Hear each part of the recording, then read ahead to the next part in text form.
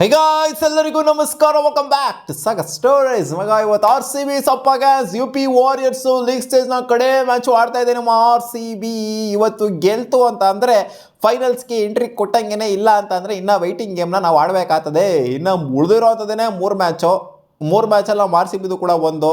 Next match ಬರ್ತಿದೆ Mumbai Indians against Gujarat Giants ಅವರು. ಅದಾದ ನಂತರ ಡೆಲ್ಲಿ ಕ್ಯಾಪಿಟಲ್ಸು ಆಡ್ತಾ ಇದೆ you P Warriors against. So ಈ ಮೂರು ಮ್ಯಾಚು ಡಿಸೈಡ್ ಮಾಡುತ್ತೆ ಯಾರ್ಯಾರು ಕ್ವಾಲಿಫೈ ಆಗ್ತಾರೆ, ಯಾರು ಕ್ವಾಲಿಫೈ ಆಗೋದಿಲ್ಲ ಅಂತ. ಯಾರು ಕೂಡ ಇನ್ನು ಔಟ್ ಆಫ್ ದ ಟೂರ್ನಮೆಂಟ್ ಆಗಿಲ್ಲ. ಪಾಯಿಂಟ್ಸ್ ಟೇಬಲ್ ಬಗ್ಗೆ ನೆನ್ನೆ ಡಿಸ್ಕಸ್ ಮಾಡಿದ್ದೀನಿ, ನೋಡ್ತಾ ಇರ್ಬೋದು ಮತ್ತೆ ಪಾಯಿಂಟ್ಸ್ ಟೇಬಲ್ ಯಾವ ಥರ ಕಾಣಿಸ್ತಾ ಇದೆ ಅಂತ. ಸೊ ಇವತ್ತು ಮಸ್ವಿನ್ ಮ್ಯಾಚ್ ಏನಲ್ಲ ನಮ್ಮ ಆರ್ ಸಿ ಬಿಗೆ. ಫೈನಲ್ ಕ್ವಾಲಿಫೈ ಆಗಲೇಬೇಕು ಅಂದರೆ ಗೆಲ್ಲೇಬೇಕು ಅನ್ನೋ ಏನಿಲ್ಲ. ಸೋತ್ರು ಕೂಡ ಕ್ವಾಲಿಫೈ ಆಗುವಂಥ ಚಾನ್ಸ್ ಇರುತ್ತೆ. ನಾವು ಸೋತ್ರೆ ಒಂದು ಹೆವಿ ಮಾರ್ಜಿನ ಸೋಲಾಗಬಾರ್ದು ಅಷ್ಟೇ ನಮಗೆ. ಲಾಸ್ಟ್ ಮ್ಯಾಚ್ ಏನು ಸೋಲಾಯಿತು ನಮಗೆ, ಸೊ ಆ ಥರ ಸೋಲ್ ಆದ್ರೂ ಕೂಡ ಓಕೆ ಕ್ವಾಲಿಫೈ ಆಗುವಂಥ ಚಾನ್ಸಸ್ ಇರುತ್ತೆ ಫೈನಲ್ಗೆ. ನೋಡಿ, ನಾವು ಸ್ಟಾರ್ಟಿಂಗಲ್ಲಿ ಗೆದ್ಕೊಂಡ್ಬಂದಿರೋದು 5 ಮ್ಯಾಚ್ ಏನು ಗೆದ್ವಿ ನಾವು. ಸೊ ಅದು ಎಷ್ಟು ಮಟ್ಟಿಗೆ ಪಾಸಿಟಿವ್ ಆಗಿದೆ ಅಂತ, ನಾವು ಹ್ಯಾಟ್ರಿಕ್ ಸೋತ್ರು ಕೂಡ ನಾವು ಫೈನಲ್ನ ಆಡೋ ಥರ ಸೀನ್ ಕಾಣಿಸ್ತಾ ಇದೆ. ಇದ್ರ ಬಗ್ಗೆ ನಾನು ಏನೇನೋ ಡಿಸ್ಕಸ್ ಮಾಡಿದ್ದೀನಿ. ಹ್ಯಾಟ್ರಿಕ್ ಸೋತ್ಬಿಟ್ಟು ಕ್ವಾಲಿಫೈ ಆಗೋದಕ್ಕಿಂತ ಫೈನಲ್ಗೆ ಅಥವಾ ಪ್ಲೇ ಆಫ್ಸ್ಗೆ ಹೋಗೋದಕ್ಕಿಂತ ಇಲ್ಲಿ ಗೆದ್ಬಿಟ್ಟು ಹೋದರೆ ಚೆನ್ನಾಗಿರುತ್ತೆ ಗುರು. ಪಾಸಿಟಿವ್ ನೋಟಲ್ಲಿ ಹೋಗಬೇಕು. ಇಲ್ಲಿ ಹ್ಯಾಟ್ರಿಕ್ ಸೋತ್ಬಿಟ್ಟು ಅಲ್ಲಿ ಹೋಗ್ಬಿಟ್ಟು ಆಡ್ತು ಅಂದರೆ ಖಂಡಿತ ನೆಗೆಟಿವ್ ನೋಟಲ್ಲಿ ಇರ್ತೀವಿ ನಾವು. ಅಲ್ಲಿ ಫೈನಲ್ಲೂ ಕೂಡ ನೆಗೆಟಿವ್ ಆಗೇ ಆಡಬೇಕಾಗುತ್ತೆ. ಸೊ ಇಲ್ಲಿ ಗೆದ್ಬಿಟ್ಟು ಹೋಯ್ತು ಅಂದರೆ ಒಂದು ಸ್ವಲ್ಪ ಮಟ್ಟಿಗೆ ಪಾಸಿಟಿವಿಟಿ ಅನ್ನೋದು ಕ್ರಿಯೇಟ್ ಆಗುತ್ತೆ. ಯು ಪಿ ವಾರಿಯರ್ಸ್ ಅಂತ ಹೆವಿ ಪುಡಾಂಗ್ ಟೀಮ್ ಅಂತ ಹೇಳೋಕ್ಕಾಗಲ್ಲ, ಬಟ್ ಇವರ ಟಾಪ್ ಆರ್ಡರ್ ಏನಿದೆ ಅದು ಸಿಕ್ಕಾಪಟ್ಟೆ ಕಡಕ್ಕಾಗಿದೆ. ಎಸ್ಪೆಷಲಿ ಮ್ಯಾಗ್ಲಾನಿಂಗ್ ಅಂತ ಬಂದಾಗ, ನವಗೆರೆ ಅಂತ ಬಂದಾಗ, ಕಿರಣ್ ನವಗೆರೆ ಜೊತೆಗೆ ಫೋಬಿ ಲಿಚ್ಫೀಲ್ಡ್ ಏನಿದ್ದಾರೆ.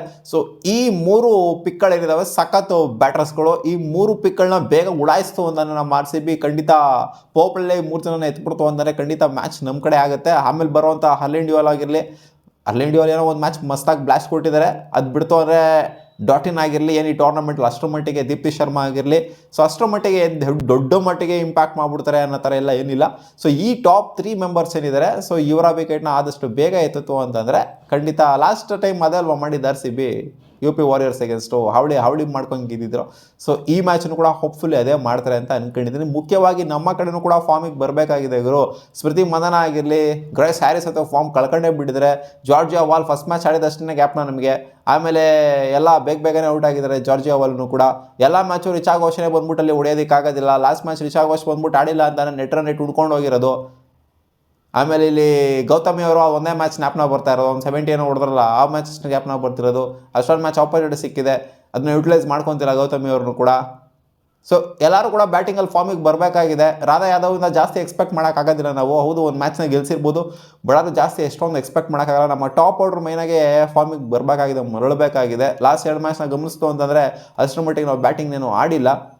ಬೌಲಿಂಗು ಕೂಡ ಹಂಗೆ ಪರವಾಗಿಲ್ಲ. ಬೌಲಿಂಗಿಂದ ಏನೋ ಅಂತ ತೊಂದರೆ ಆಗೋಗ್ಬಿಟ್ಟಿದೆ ಅಂತೇನಿಲ್ಲ, ಬಟ್ ಬ್ಯಾಟಿಂಗೇ ನಮಗೆ ಮೇನ್ ಇಲ್ಲಿ ಕಚ್ಕೊತಾ ಇರೋಂಥದ್ದು. ಸೊ ಹೋಪ್ಫುಲಿ ಈ ಮ್ಯಾಚ್ನ ಬ್ಯಾಟಿಂಗ್ ಸಖತ್ತಾಗಿ ಆಡ್ಬಿಟ್ಟೇನೆ ಗೆಲ್ಲಿಸ್ತಾರೆ ಅಂತ ಅಂದ್ಕೊಂಡಿದ್ದೀನಿ. ಫಸ್ಟ್ ಬ್ಯಾಟಿಂಗ್ ಆಡಿದ್ರು, ಸೆಕೆಂಡ್ ಬ್ಯಾಟಿಂಗ್ ಆಡಿದ್ರು ಏನು ಡಿಫ್ರೆನ್ಸ್ ಆಗದೆ ಇರೋಂಥ ಆರ್ ಸಿ ಬಿ ಥರನೇ ಇತ್ತು ಮುಂಚೆ ನಮಗೆ. 5 ಮ್ಯಾಚಲ್ಲಿ ಫಸ್ಟ್ ಬ್ಯಾಟಿಂಗ್ ಆಡೋರು ಗೆಲ್ತೀವಿ, ಸೆಕೆಂಡ್ ಬ್ಯಾಟಿಂಗ್ ಆಡೋರು ಗೆಲ್ತೀವಿ. ಅಲ್ಲಿ ಹೆಂಗಾನ ಮಾಡಿ ಗೆಲ್ತಾ ಇದ್ದೀವಿ, ನುಸ್ಲುಕೊಂಡು ಹೆಂಗಾನ ಗೆಲ್ತಾ ಇದ್ವಿ ಅನ್ನೋ ಥರ ಇತ್ತು. ಇವಾಗ ಹೆಂಗಾನ ಸೋಲ್ತಾ ಇದ್ದೀವಿ ಅನ್ನೋ ಥರ ಇದೆ ಸೀನು.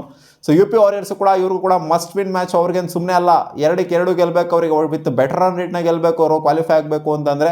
ಅದಕ್ಕೋಸ್ಕರ ಅವರು ಪಣ ತೊಟ್ಟು ಆಡ್ತಾ ಇರ್ತಾರೆ ಅವರು. ನಮಗೆ ಒಂಥರ ನಥಿಂಗ್ ಟು ಲೂಸ್, ಒಂಥರ ಕ್ವಾಲಿಫೈ ಆಗಿದೆ, ನಾವು ಯಾವಾಗಲೂ ಕ್ವಾಲಿಫೈ ಆಗಿದ್ದೀವಿ. ಕ್ವಾಲಿಫೈ ಆದರೆ ಫೈನಲ್ಗೆ ಆಗಬೇಕಂದ್ರೆ ಸೋತ್ರು ಕೂಡ ಹೋಗ್ತೀವಿ ಫೈನಲ್ಗೆ, ಅದು ಸೆಕೆಂಡ್ರಿ. ಬಟ್ ಗೆದ್ಬಿಟ್ಟು ಹೋಗಬೇಕು ಅನ್ನೋ ಒಂದು ಇಂಟೆಂಟ್ ಇದೆ. ನಥಿಂಗ್ ಟು ಲೂಸ್ ಇಂಟೆಂಟಲ್ಲಿ ಆಡಬೇಕು ನಾವು ಆರ್ ಸಿ ಬಿ. ನಮ್ಗೇನು ಇಲ್ಲ ಅವರು ಕಳ್ಕೊಳ್ಳೋಕ್ಕೆ ಅಂತ ಬಿಂದಾಸಾಗಿ ದಿಲ್ದಾರಾಗಿ ಆಡಬೇಕು. ಇನ್ಫ್ಯಾಕ್ಟ್ ಅವ್ರಿಗೆ ಭಯ ಇರುತ್ತೆ ನಾವು ಕ್ವಾಲಿಫೈ ಆಗ್ತೀವೋ ಇಲ್ವೋ ಅನ್ನೋ ಪ್ರೆಷರಲ್ಲಿ ಇರೋದು. ಇಲ್ಲಿ ನಮಗಿಂತ ಯು ಪಿ ವಾರಿಯರ್ಸ್ ಪ್ರೆಷರಲ್ಲಿದ್ದಾರೆ, ನಾವೇನು ಪ್ರೆಷರಲ್ಲಿಲ್ಲ. ಅವ್ರಿಗೆ must win match. So must win match. In fact last match ನೋಡಿದ್ರು ಅಂತಂದರೆ ನೀವು ಮುಂಬೈ ಇಂಡಿಯನ್ಸ್ಗೆ ಆಗಿರಲಿ, ನಾವು ಆಡಿದಂಥ ಡೆಲ್ಲಿ ಕ್ಯಾಪಿಟಲ್ಸ್ಗೆ ಆಗಿರಲಿ, ಅವ್ರಿಗೆಲ್ಲ ಒಂಥರ ಮಸ್ಟ್ ವಿನ್ ಮ್ಯಾಚೇ ಇತ್ತು. ಸೊ ಮಸ್ಟ್ ವಿನ್ ಮ್ಯಾಚಲ್ಲಿ ಅವ್ರಿಗೆ ಬಂದಿದ್ದಾರೆ. ಸೊ ಇಲ್ಲೂ ಇವ್ರಿಗೂ ಕೂಡ ಮಸ್ಟ್ ವಿನ್ ಮ್ಯಾಚ್ ಇದೆ. ಸೊ ಪ್ರೂವ್ ಮಾಡ್ಕೊಂತಾರ ಯು ಪಿ ವಾರಿಯರ್ಸು, ಅಥವಾ ಮತ್ತೆ ನಾವೇ 2-2 ಗೆಲ್ಲಂಗೆ ಆಗ್ತೀವ. ನಮ್ಮ ಆರ್ ಸಿ ಬಿಗೆ ಫಸ್ಟ್ ಲೆಗಲ್ಲಿ ಇವ್ರ ಮೇಲೆ 9 ವಿಕೆಟ್ನ ಭಾರಿ ವಿಕ್ಟರಿ ಆಗಿತ್ತು. ಗ್ರೇಸ್ ಹ್ಯಾರಿಸು ಸಖತ್ ಸೌಂಡ್ ಕೊಟ್ಟಿದ್ರು ಅವತ್ತು. ಅದೊಂದೇ ಮ್ಯಾಚು ಸಖತ್ತಾಗಿ ಆಡಿರೋಂಥದ್ದು ಗ್ರೇಸ್ ಹ್ಯಾರಿಸು. ಸ್ಮೃತಿ ಮಂದನ ಕೂಡ ಮಸ್ತಾಗಿ ಆಡಿದ್ರು. ಇಬ್ಬರು ಪಾರ್ಟ್ನರ್ಶಿಪ್ ಏನು ಬಿಲ್ಡ್ ಆಯಿತು. ಸೊ ಆ ಪಾರ್ಟ್ನರ್ಶಿಪ್ಪೇ ಸಾಕಾಗಿತ್ತು ಇವ್ರಿಗೆ ಮ್ಯಾಚ್ನ ಕಲಾಸ್ ಮಾಡೋದಕ್ಕೆ.